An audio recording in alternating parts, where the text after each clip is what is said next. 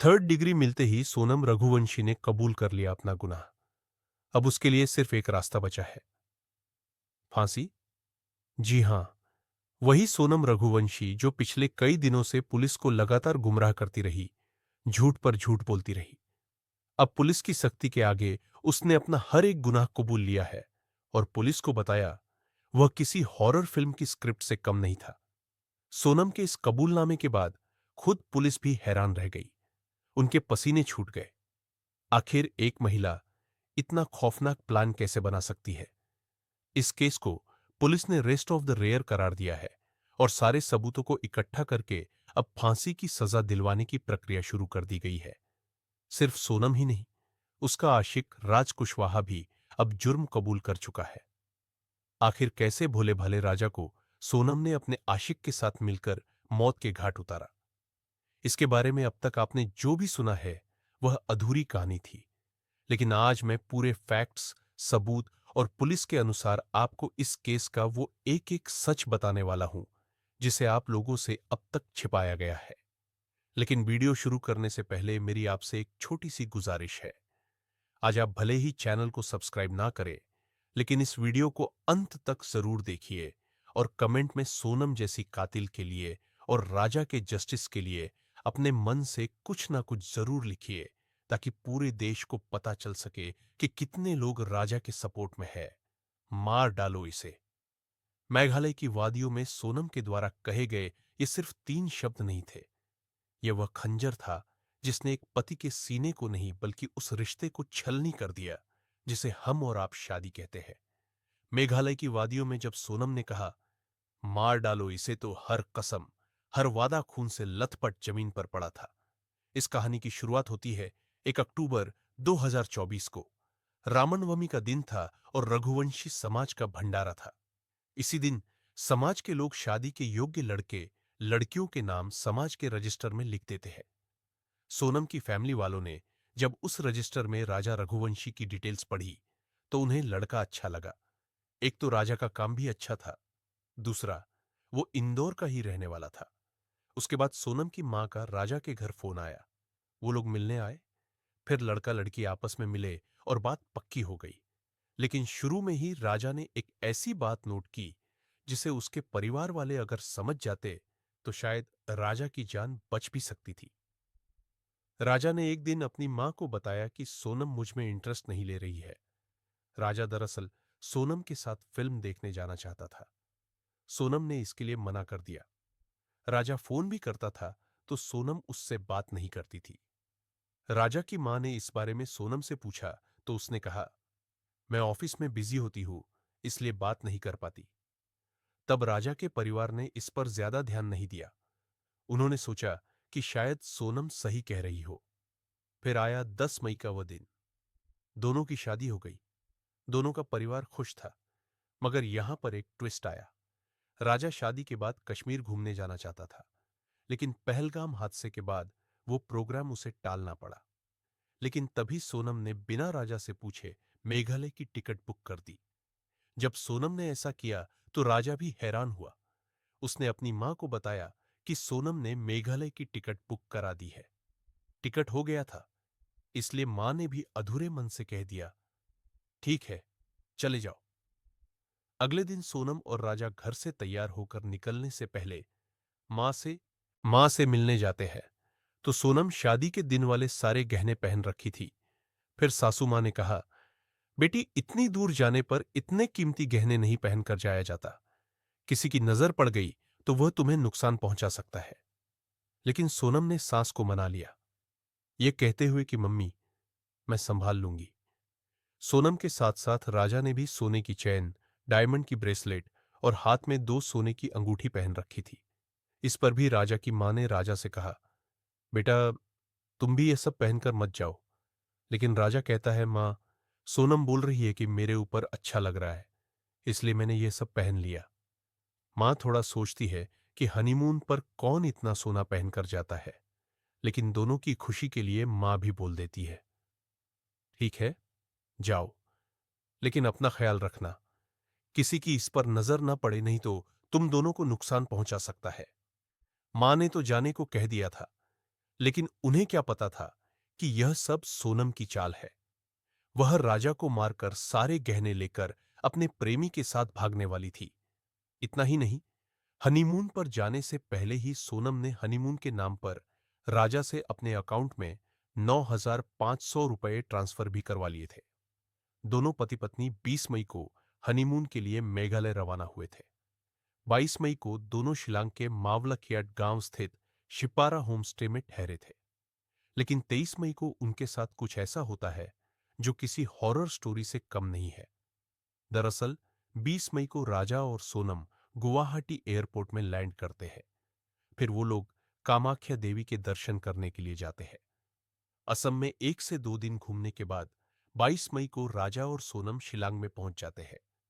वहां के एक लोकल रेंटल एजेंसी से वह लोग एक स्कूटी किराए पर लेते हैं और उसी स्कूटी से आसपास के कुछ जगह घूमते हैं।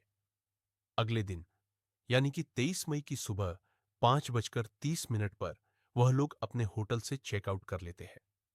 वह लोग अपने लगेज बैग को स्कूटी में कैरी करके घूम नहीं सकते थे, इसीलिए उनके पास जितना भी कीमती सामान था उसे वे एक छोटे बैग में डालते हैं और बाकी का लगेज उसी होटल के रिसेप्शन में छोड़ देते हैं।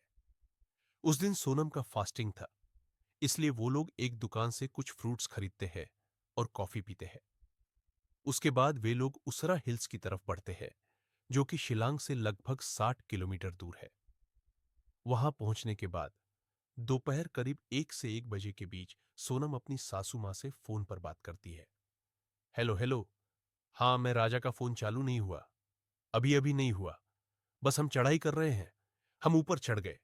फिर फोन लगाते इसी कॉल रिकॉर्डिंग से पता चलता है कि राजा और सोनम को नीचे जाकर जहां घूमना था वो उस जगह पर ऑलरेडी घूम चुके थे और करीब 1:30 के आसपास अपने स्कूटी के पास लौट रहे थे। यह राजा और सोनम 1:30 के आसपास अपने स्कूटी के पास लौट रहे थे का आखिरी कॉल होता है, क्योंकि 1:47 पर जब राजा के बड़े भाई सोनम को कॉल करते हैं तो सोनम का मोबाइल रिंग तो होता है लेकिन कोई रिसीव नहीं करता। राजा का फोन तो पहले से ही स्विच ऑफ था, लेकिन 24 मई को सोनम का फोन भी बंद हो जाता है।